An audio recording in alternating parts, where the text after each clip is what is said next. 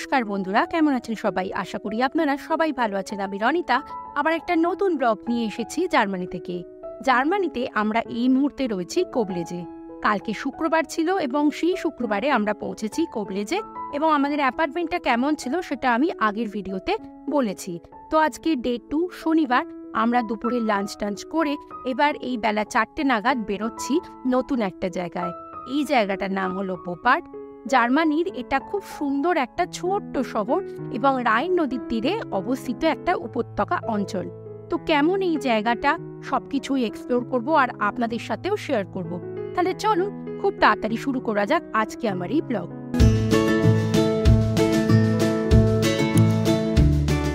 এখন বাজে বেলা ওই 3:30 মতো। তো সকাল থেকে দেখলাম ভালো রোদ ছিল, দুপুরে দেখলাম একটু বৃষ্টি হচ্ছিল। তো আমরা রেডি হয়ে আবার যখন বেরোলাম তখন দেখলাম আবার ঝমঝমিয়ে বৃষ্টি শুরু।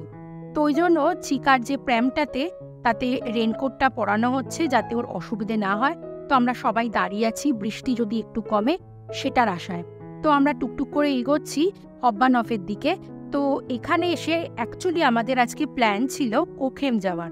কোখেমও খুব সুন্দর একটা জায়গা, যদিও এখানে এসে আমরা জানতে পারি যে কোখেম যাওয়ার জন্য কোবলেজ থেকে যে ট্রেনটা আছে সেটা অনির্দিষ্টকালের জন্য বন্ধ।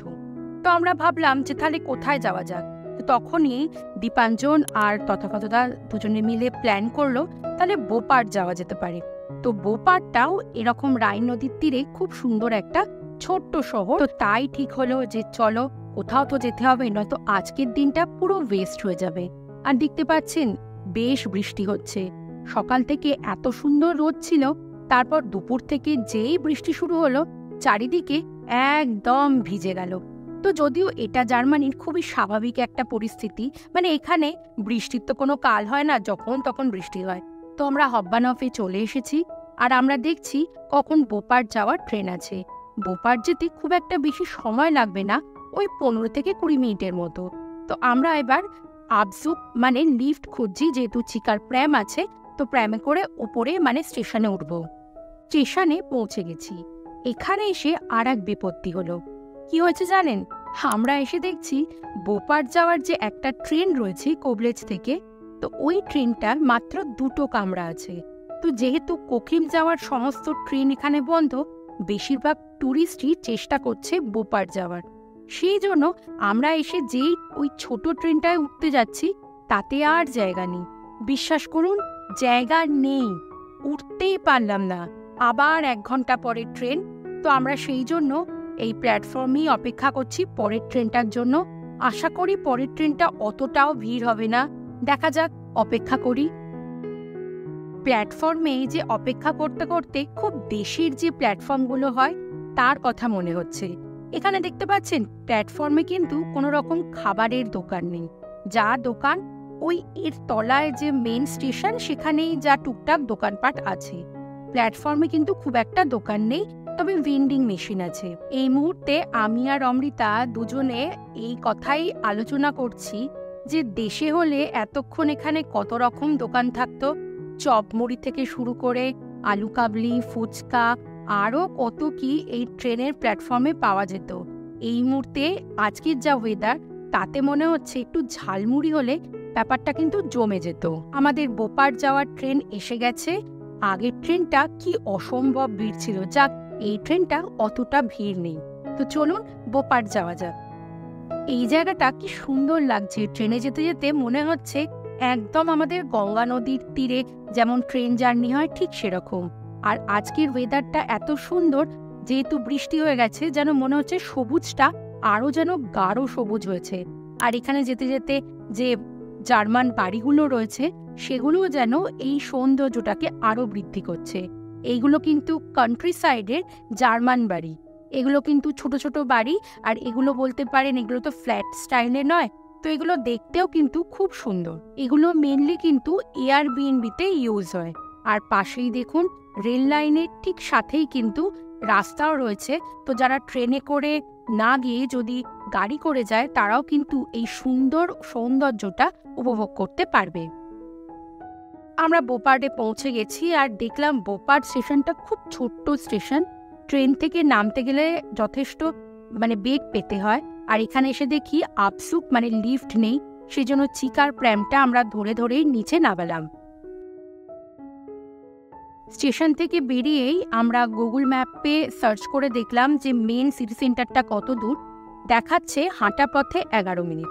তো আমরা ভাবলাম তাহলে আর বাস করে তো লাভ নেই, কখন বাস আসবে, তো সেটার অপেক্ষা না করে টুকটুক করে হাঁটাটাই ভালো, কারণ এই মুহূর্তে ওয়েদার ফোরকাস্টে কিন্তু কোনো রকম বৃষ্টির দেখা নেই। আর এখানে এসে দেখলাম আজকে ওয়েদারটা বোপারে একটু মেঘলা থাকলেও বৃষ্টির সেরকম ফোরকাস্ট নেই। তো আমরা ভাবলাম তাহলে হেঁটেই যাই। তারপরে হাঁটতে হাঁটতে নদীর ধারটায় যখন এলাম, সত্যি আমাদের চক্ষু চড়ক গাছ, কি অসম্ভব সুন্দর। আর রাইন নদীটা এখানে ভীষণ চওড়া আর ভালো কিন্তু ঢেউ আছে, মনে হয় এই সময় জোয়ার আসছে। তো এই সময়ের যে ওয়েদারটা, আর তার সাথে সাথে রাইন নদীর তীরে বিভিন্ন রকম গাছ রয়েছে, সুন্দর সুন্দর ফুলের গাছ। এই গাছটা তো আমার খুব রঙ্গন ফুলের কথা মনে পড়ছে। কি সুন্দর, সামনে ছোট ছোট পাহাড় আর সামনে যে ফুলগুলো রয়েছে, দারুণ লাগছে। আচ্ছা, এই জায়গাটা দেখিয়ে আমাদের দেশের কোন জায়গাটার কথা মনে পড়ে বলুন তো? আমার তো মনে হয় হরিদ্বার অনেকটা এইরকম চওড়া আর এই রকম বেশ ভালো ঢেউও আছে। আমি কি ভুল বললাম? যদি ভুল বলে থাকি প্লিজ আমাকে কারেক্ট করে দেবেন, আর কমেন্ট সেকশনে অবশ্যই লিখবেন যে হিমালয়ের গঙ্গা নদীর কোন পার্টটা দেখে এই জায়গাটার কথা আপনাদের মনে পড়ছে। আর এখানে এসে দেখুন চিকা অসম্ভব এনজয় করছে, মানে ও এখানে এত জলের তোড় দেখেছে, ও শুধু এক একটা করে নুড়ি পাথর ওই জলের মধ্যে ফেলার চেষ্টা করছে। তো খুব এখানে এসে আনন্দ পেয়েছে। প্রেমে তো এক মুহূর্তও থাকবে না, প্রেম থেকে নিজে থেকেই নেবে গেছে আর নিজেই এই খেলাটা খেলছে।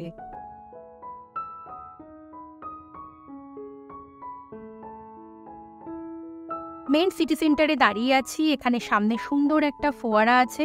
আর আজকে যেহেতু শনিবার, মোটামুটি 4টের মধ্যে সব দোকানপাট বন্ধ হয়ে গেছে, সেজন্য মেন সিটি সেন্টারে লোকজন অনেকটাই কম। আর এখানে একটা দোকানে হট করে চোখে পড়লো কি সুন্দর কাজ করা, এগুলো সবই মনে হয় টিনের কাজ করা, টিন আর তার সাথে মনে হয় কাঠেরও কাজ করা আছে। কি সুন্দর সুন্দর বাড়ি বা এই সমস্ত যে ছোট ছোট কীট পতঙ্গের মিনিয়েচার, তো এগুলো খুব দেখতে কিন্তু সুন্দর লাগছে, তাই এটার একটা ভিডিও করে নিলাম। পরে যদি এই জায়গাটার কথা মনে পড়ে তখন এই ভিডিওগুলো টুকটুক করে দেখব। এটা মনে হয় কোনো আর্ট হাউস, সেই জন্য সমস্ত রকমের আর্ট এখানে রয়েছে। এই মুহূর্তে আমরা সবাই মিলে বসেছি কফি খেতে।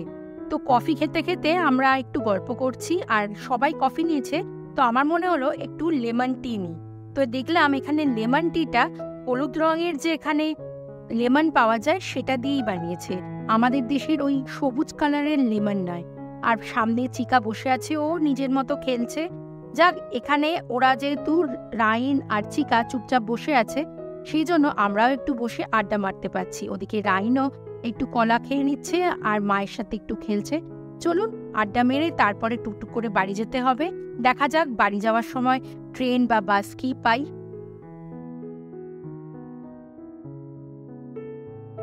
বাড়ি যাওয়ার সময় আর এক বিপত্তি কি জানেন?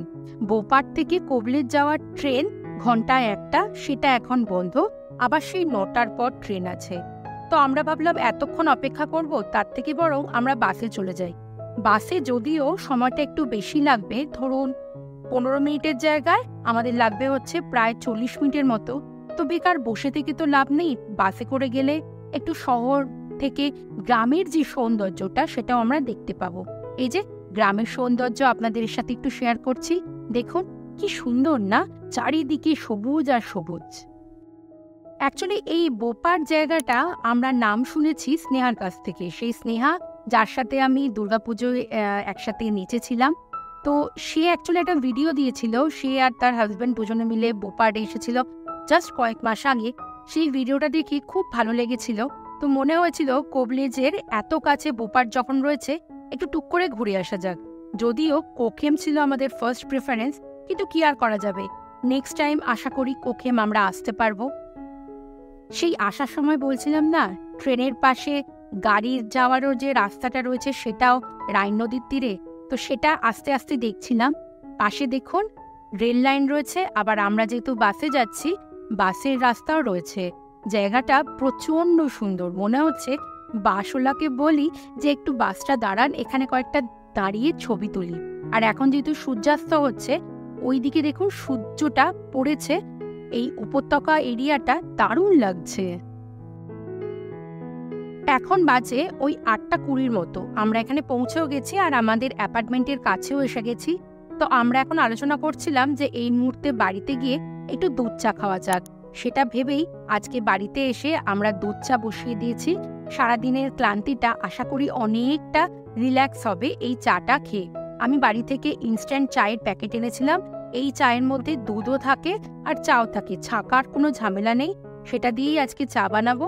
কিন্তু যদিও আমাদের দুধের প্যাকেট আজকে কেনা হয়েছে, তার সাথে বাচ্চারা খাবে বলে একটু আলু টালুও কেনা হয়েছে। তো এটা খেতে খেতেই আমরা আজকে সবাই মিলে ঠিক করলাম যে আজকে আর বাইরের খাবার অর্ডার করব না। বাইরের খাবারের তো ওই অবস্থা। তো আজকে সবাই মিলে সেটাই ঠিক করা হলো যে বাড়িতে যা যা আছে সেটা দিয়েই আজকে আমাদের ডিনারটা সারবো। তো বাচ্চাদের জন্য আমরা যে চালটা এনেছিলাম সেটাই আজকে এখানে রান্না করার আমাদের ব্যবস্থা করা হবে। তো চলুন দেখা যাক।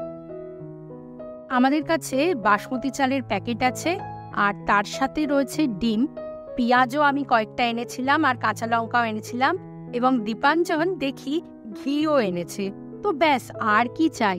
সামনে ভাত হচ্ছে, ডিম ভাজাও করা হয়ে গেছে, একসাথে 4 জনের ডিম একসাথেই ভেজে নেওয়া হয়েছে। আর তার সাথে যেহেতু মুসুর ডাল ছিল, তো চলুন দেখাই আজকের ডিনারে কি কি আয়োজন করলাম। এই যে আমাদের ডিনার একদম তৈরি। মুসুর ডাল সেদ্ধ, পেঁয়াজ রয়েছে, কাঁচা পেঁয়াজ, ডিম ভাজা, আলু ভাতে, বলতে পারেন আলু চোখা, ভাত আর ঘি।